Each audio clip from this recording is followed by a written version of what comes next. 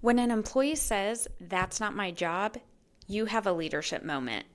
How you respond determines whether you reinforce accountability or you allow resistance to grow. First, stay neutral. Don't react emotionally. I know that might be hard. Don't match their tone. And definitely do not start debating them. Your role is to clarify expectations. So, first of all, clarify what they mean. Start with, "Help me understand what you believe your responsibilities include." Then let them explain their perspective. You're not agreeing, you're gathering information. Sometimes this might reveal a misunderstanding of the role, a workload concern, frustration about how work is distributed, or simply somebody pushing boundaries. Let them finish before you respond. Then you're going to re-anchor the role. Once you've heard them, respond clearly. You can say, "Your primary responsibilities include X, Y, and Z. Supporting the team when something needs to get done is also part of this role." If the task clearly falls within their job, you can say, "This task is part of your responsibilities." But if it's shared work, you could say, "This is part of how our team operates. We step in when needed."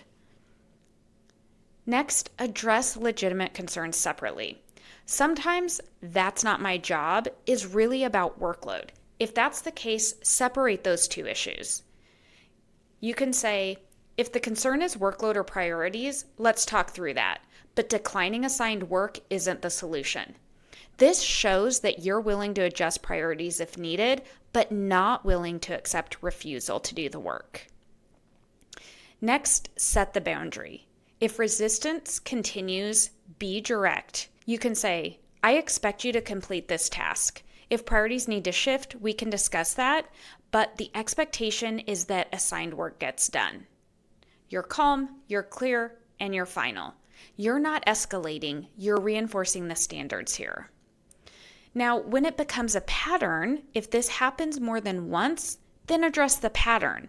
You can say something like, "I've noticed pushback when tasks fall outside your preferred responsibilities.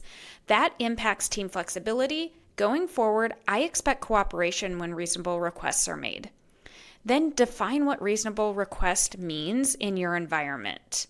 If the behavior doesn't improve, it becomes a performance conversation. This is not a personality issue. It's not an attitude label. It's a performance issue. Now, here's what you don't want to say.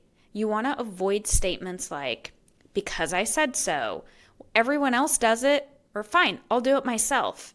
That last one teaches people that resistance works.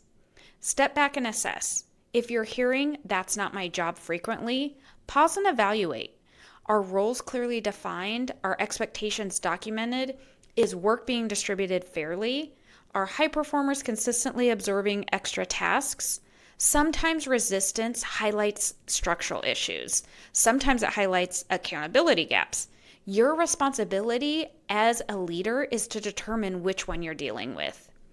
And the bottom line is, when someone says "that's not my job," your response should clarify the role, clarify the expectation, clarify the boundary if necessary. Be sure to stay steady and stay specific. That's what reinforces leadership.